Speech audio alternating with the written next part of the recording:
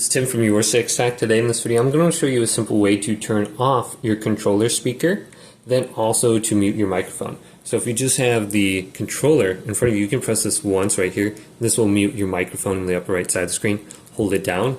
This will mute all the audio, the TV audio and the microphone. Then we can unmute it real quick by pressing it twice. Then if we go back to the home screen and press the PlayStation button, we can go on over to where it says sound right here.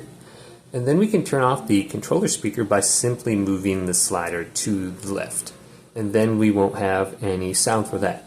But we can also go up to settings and then select this and then scroll on down, and we want to go to where it says sound.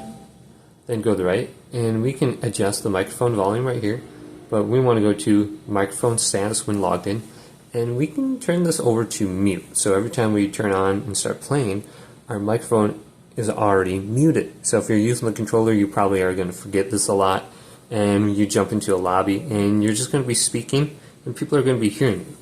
Well, you can turn it off right here, and then you can change the input device from your controller to your headset. So go ahead and do those two options. Just turn down the speaker if you don't want it, completely turn it off, or mute your microphone on startup.